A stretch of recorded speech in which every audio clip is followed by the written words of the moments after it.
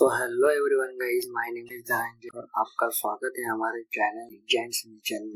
तो इसमें पिछले लेक्चर में कहा था कि जो एक्सरसाइज 1.1 लेने से पहले हमने बेसिक्स लिया था, जो कि कॉम्प्लेक्स नंबर चैप्टर में जो नंबर्स हमें जानने होते हैं कि जानना जरूरी होता है, और जो जो इसी के साथ साथ जो हमें जानना चाहिए वो सारी चीजें हमने बेसिक लेक्चर नंबर 0 में देख ली। अब देखो हम एक्सरसाइज स्टार्ट करने वाले हैं एक्सरसाइज 1.1 को। बहुत ही सिंपल क्वेश्चन है। हम one by one step by step हर एक क्वेश्चन को सॉल्व करते हैं, जिसमें कि हमारा पहला क्वेश्चन है सिंप्लीफाई बोला है सिर्फ। अब सिंप्लीफाई का जनरली मीनिंग क्या होता है? सिंप्लीफाई मतलब कि जो एनोटेशंस मतलब कि जो ऑपरेटर्स दिए होते हैं उनका यूज करके हमें मीनिंग निकाल के उनका सिंप्लीफाई करना होता है।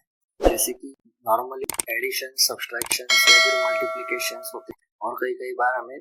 तो चलिए हम सॉल्व करते हैं हमारा क्वेश्चन नंबर पहला, जिसमें हमें देखो अंडर रूट और माइनस के साथ वैल्यू दी, और मैंने कहा था कि दो कंडीशन होती है कि अंडर रूट पहली कंडीशन और दूसरी कंडीशन अंडर रूट के अंदर माइनस साइन से अगर कोई वैल्यू दी है तो वो कॉम्प्लेक्स नंबर ही शो करते हैं। तो देखो ये कॉम्प्लेक्स नंबर 1 अंडर रूट -25 ऐसी वैल्यू है। उसके बाद देखो ये कॉम्प्लेक्स नंबर सेकेंड, उसके बाद complex number third under root भी है, माइनस साइन भी है, मतलब ये कॉम्प्लेक्स नंबर हो गया।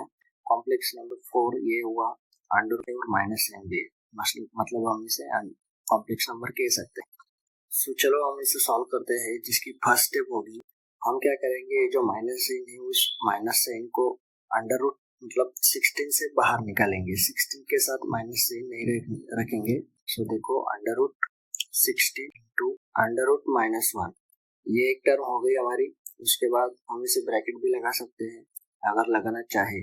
सो प्लस साइन अब लिखेंगे दूसरी टर्म को लिखेंगे 3 under root 25 into under root -1।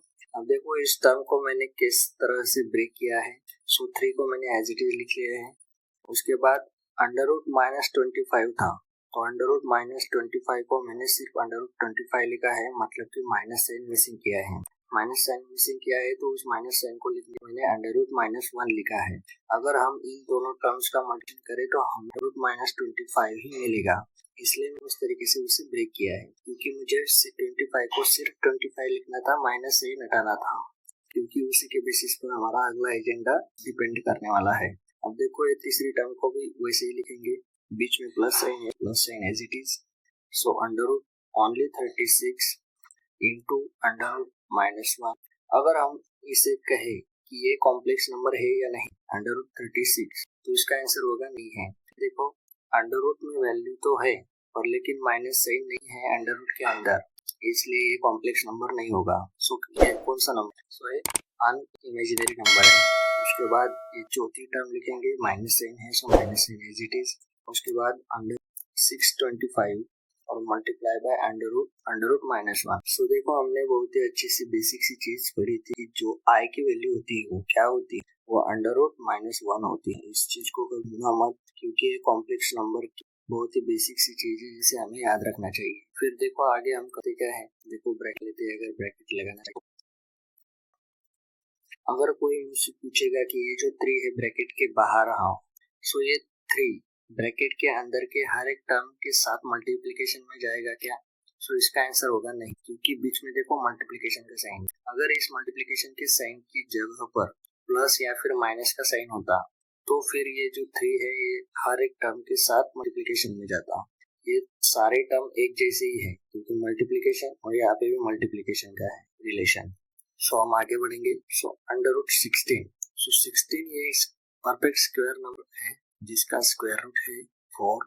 सो इसका as it is square root हम ले लेंगे 4, ये जो स्क्वायर रूट का साइन है वो निकल जाएगा। उसके बाद देखो अंडर रूट -1 की वैल्यू हमने देखी है कि आई होती है, सो आई एज इट लेंगे हम।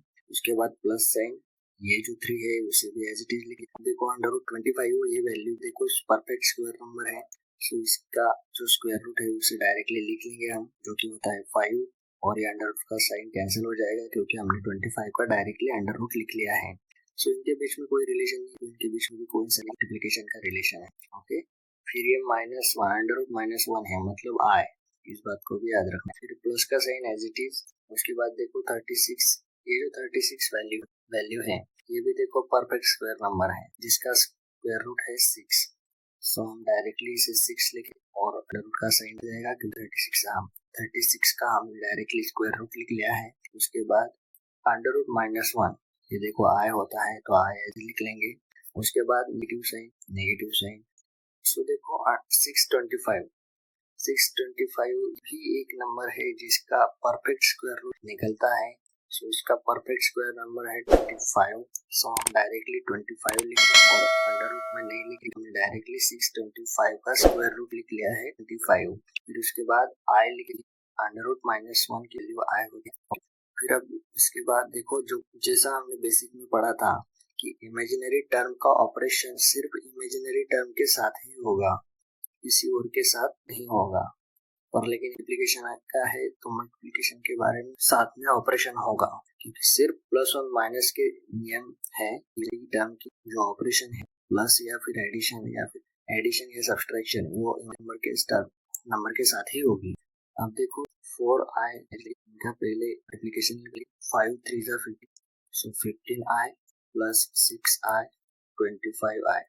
अब ये देखो सारे के सारे इमेजिनरी टर्म ही हैं, इमेजिनरी नंबर से है, या फिर हम कह सकते हैं कि कॉम्प्लेक्स नंबर ही। अब इनमें देखो 4 + 15 19, 19 + 6 that means 25, so 25i minus 25i, resultant value 0। मतलब हमने सिंप्लीफाई किया इस पूरे टर्म को तो आंसर आया 0। बहुत ही सिंपल तरीके से हमने ये सॉल्व कर लिया है। पर लेकिन एग्जाम का एक क्राइटेरिया होता है, लिखने की एक मेथड होती है। सो देखो एग्जाम में हम कैसे लिखे, ये जो पूरा क्वेश्चन होता है ये पूरा क्वेश्चन एज इट इज लिखे, जो कि √60 √25 प्लस 36 माइनस -625 इज इक्वल्स टू 0। और हम इसे हाईलाइट भी कर सकते हैं, जैसे जिसकी वजह से जो हमारा चेकर होगा एग्जाम का, जो एग्जाम चेकर होगा उसे ये चीज हाईलाइट होनी चाहिए और दिखने भी अच्छी होनी चाहिए, जिससे कि हमारा रिप्रेजेंटेशन ऑफ पेपर ये अच्छा लगता है। देखो हम सेकंड क्वेश्चन ले, जो कि सब क्वेश्चन है फर्स्ट क्वेश्चन का सेकंड, जिसमें क्वेश्चन में दिया है 4 √-4 + 5 √-9 -3 -16। सो इस क्वेश्चन में भी हम क्या करेंगे, जैसे कि हमने पहले क्वेश्चन में किया वही। सो ये जो माइनस साइन है वैल्यूज के साथ, इन माइनस साइंस को पहले बाहर निकाल लेंगे। कैसे निकालेंगे, तो 4 एज इट इज, उसके बाद 4 अंडर रूट का 4 ले लिया, और ये जो माइनस साइन है इसके लिए अंडर रूट -1 और plus sign 5 as it is, 9 into under root -1 -3 under root 16 under -1। Okay, फिर देखो ये जो अंडर रूट में वैल्यूज है 4 या फिर में है 9 या फिर देखो अंडर रूट में है 16। सो ये जो सारी तीनों जो वैल्यूज है वो परफेक्ट स्क्वायर नंबर, इसका परफेक्ट स्क्वायर है तो हम उसे लिख लेंगे डायरेक्टली 4 का स्क्वायर रूट 2, तो इसे 2 लेंगे। और इनके बीच में देखो कोई रिलेशन मतलब सिग्नेचर नहीं है या फिर कोई भी किसी भी तरह का ऑपरेटर नहीं, सो इसलिए मल्टीप्लिकेशन का रिलेशन होगा, डायरेक्टली मल्टीप्लिकेशन का साइन लिखे। उसके बाद देखो अंडर रूट -1 जो हमें पता है जो कि आई होती है, सो आई हम डायरेक्टली लिख लेंगे प्लस से 5 एज अंडर रूट 9, इसका perfect square 3 under root -1 is I, so I -3 under root 16 का परफेक्ट स्क्वायर नंबर है 4, सो 4 हम परफेक्ट स्क्वायर नंबर होने की वजह से जो स्क्वायर रूट है निकल जाएगा, इनटू -1 अंडर रूट 9 की वैल्यू आई, सो आई लिख। फिर देखो 4 2 is 8 I, 5 3 is 15 I, 3 4 is 12 आई। अब देखो 8 and 15 that means 22। अब ये देखो इसमें 8i plus 15i that means 23i और -12i as it is -12i। अब इसके बाद देखो 23i में से 12i गए, सो 11i बचे, इसलिए 11i हमारा आंसर हो जाएगा। तो इस बात को याद रखना है। सो फाइनली हम पूरे क्वेश्चन को लिख लेंगे और उसके बाद जो हमारा फाइनल आंसर आया है 11i, इस वैल्यू को हम लिख। सो स्टेप याद रखो, स्टेप में हमने किया क्या, एक्चुअल में किया क्या क्वेश्चन के साथ। ये जो माइनस साइन है उस माइनस साइन को पहले हटाने के बाद जो परफेक्ट स्क्वायर नंबर है उनको स्क्वायर रूट लिया। स्क्वायर रूट लिखने के बाद अंडर रूट -1 को आई लिखा जो कि इमेजिन होता है। सो उसके बाद डायरेक्टली जो मल्टीप्लिकेशन करने के बाद जो एडिशन सब्ट्रैक्शन है उससे परफॉर्म कर फाइनली आंसर मिल गया। इस तरह से हमारा जो क्वेश्चन तरीके से सिंप्लीफाई हो चुका है। अब हम क्वेश्चन नंबर अप्लाई करेंगे। सो देखो हमें क्वेश्चन नंबर सेकंड में बोला गया है कि right the conjugate of the following complex numbers. नीचे कुछ 8 क्वेश्चंस दिए हैं, कॉम्प्लेक्स नंबर्स दिए, उनका हमें कॉन्जुगेट्स फाइंड करना है, जो कि बहुत ही आसान बात है। सो देखो कॉन्जुगेट्स निकालने का सिंपल फंडा मैंने बेसिक्स के लेक्चर नंबर 0 में बताया था, वहाँ पर अच्छे से इस रूल्स को एलाबोरेट किया है। यहीं पर भी एक बेसिक ओवरव्यू दे देता हूँ कि कॉम्प्लेक्स नंबर होता है उनका कॉन्जुगेट्स हम कैसे निकालते हैं। सो बी आई ये होता है हमारा कॉम्प्लेक्स नंबर, जिसमें कि ए मतलब रियल नंबर होता है, प्लस या फिर माइनस साइन यहाँ पर होगा। उसके बाद बी मतलब कोएफिशिएंट होता है इमेजिनरी टर्म का, और आई मतलब कि हमारा इमेजिनरी टर्म। अब इसमें होता क्या है कि कॉन्जुगेट्स फाइंड कैसे करते हैं। कॉन्जुगेट्स फाइंड करें जो हमारी इमेजिनरी टर्म होती है, सिर्फ इमेजिनरी वाली टर्म, उस इमेजिनरी वाली टर्म का साइन चेंज करना होता है, सिर्फ उसका साइन चेंज करना होता है। प्लस हुआ तो माइनस, अगर माइनस होगा तो प्लस, बस यही करना है हमें। सो ऐसे करने पर हमारा जो कॉम्प्लेक्स नंबर है उसका हमें कॉन्जुगेट मिल जाता है। जैसे कि अगर हम जनरलाइज्ड फॉर्म का अगर कॉन्जुगेट निकाले तो हम कैसे निकालें, तो पहले फाइंड करना होगा कि इसमें टोटल कितने टर्म है टोटल 2। उसमें से इमेजिनरी टर्म कौन सी है, इमेजिनरी टर्म वो होती है जिसके आगे या फिर पीछे आई जुड़ा हुआ होता है। सो इसमें देखो बी के साथ आई जुड़ा है, मतलब कि बी आई, ये टर्म हमारी इमेजिनरी वाली टर्म हो गई। बस हमें इसी का साइन चेंज करना होता है, प्लस है मतलब माइनस करना, that means A minus B आई।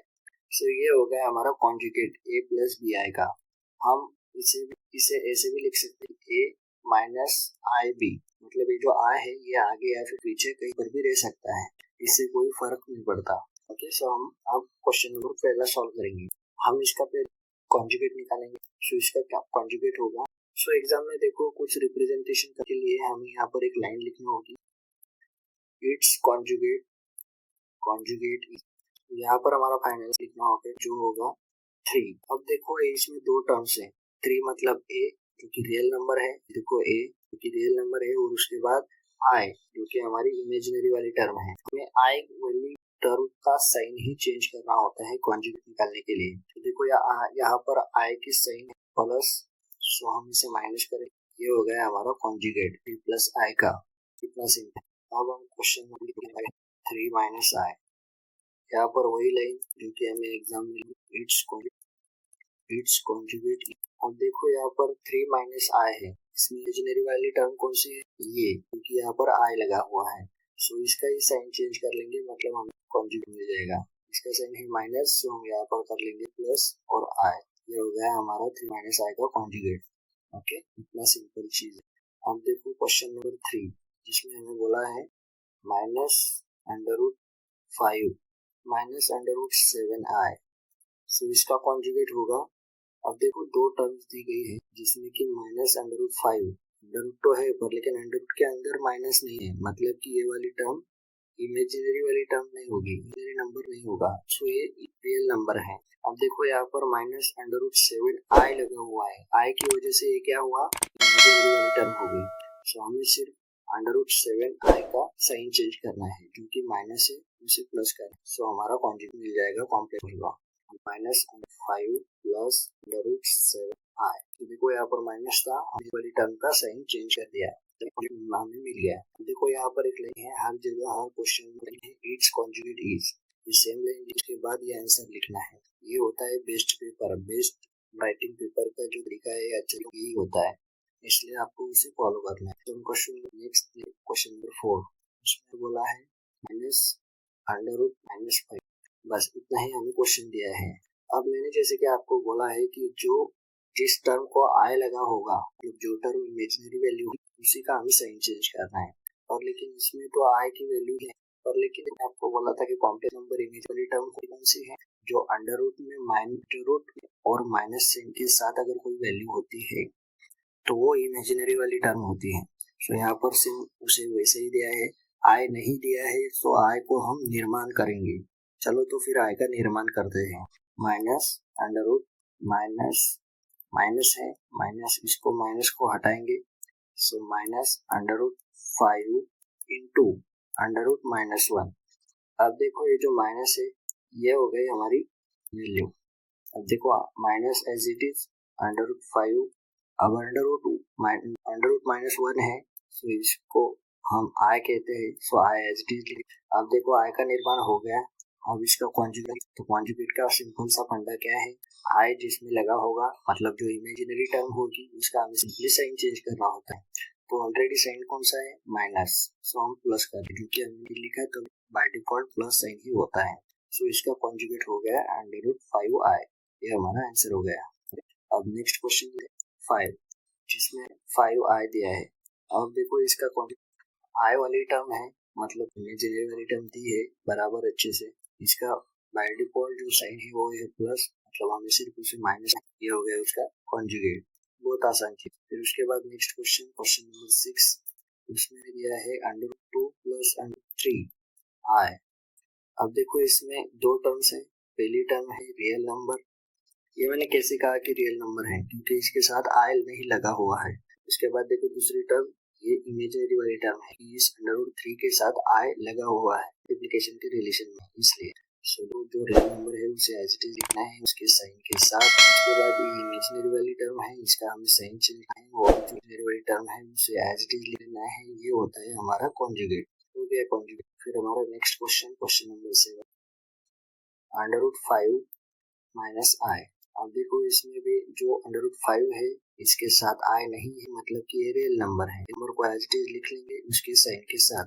फिर देखो आई दूसरी वाली टर्म, इमेजिनरी वाली टर्म, यहाँ पर इसका कोई नहीं है मतलब 1 है। सो माइनस को प्लस कर लेंगे, साइन चेंज करेंगे और imaginary term as it is लिख लेंगे। ये हो गया हमारा कॉन्जुगेट। ओके। फिर नेक्स्ट क्वेश्चन नंबर 8 जो कि लास्ट क्वेश्चन है, cos theta + i sin theta. So cos theta ये हमारा रियल नंबर हो गया क्योंकि इसके साथ आई नहीं है। सो cos थीटा को एज इट इज लिख लेंगे। फिर उसके बाद देखो आई sin थीटा ये हमारा इमेजिनरी वाली टर्म हो गई कि इसके साथ आई जुड़ा हुआ है। सो इसका बाय डिफॉल्ट साइन है प्लस, सो हम माइनस करेंगे और जो इमेजिनरी वाली टर्म है उसे एज इट इज लिखेंगे। ये हो गया हमारा conjugate, cos theta + i sin theta का। अब ये आई देखो sin थीटा आई होता तो भी बराबर होता, क्योंकि ये आई जो है ये टर्म के आगे और पीछे कई बार भी रहे तो भी चलता है। तो आपको मैंने वो जो महत्वपूर्ण बात बताई कि जो प्लस और माइनस से जो दोनों टर्म्स सेपरेट होती है, तो इस बात को आपको याद रखना है। प्लस और माइनस के साइन से दो चीजें अलग अलग होती है।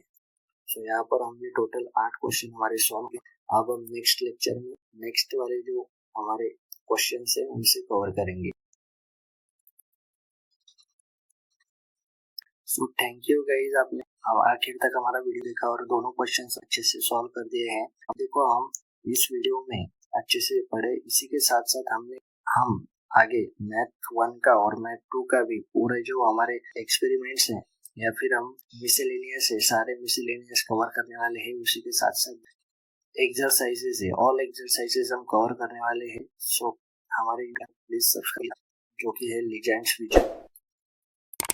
देखो हमारे इस यूट्यूब चैनल को प्लीज सब्सक्राइब कर लीजिएगा, जिससे कि आने वाले हमारे जो वीडियोज की सीरीज आने वाली है जो कि आपसे वो मिस ना हो पाए, इस वजह से हम यूट्यूब चैनल को सब्सक्राइब कर दीजिएगा और बेल आइकन को क्लिक दीजिएगा, जो कि ऐसे बेल आइकन को क्लिक कर दीजिएगा और अपने फ्रेंड्स के साथ इस वीडियो को शेयर कर दीजिएगा, जिससे कि आपके फ्रेंड्स भी इस महोत्सव आनंद का आनंद उठा पाए। Okay, thank you, bye bye.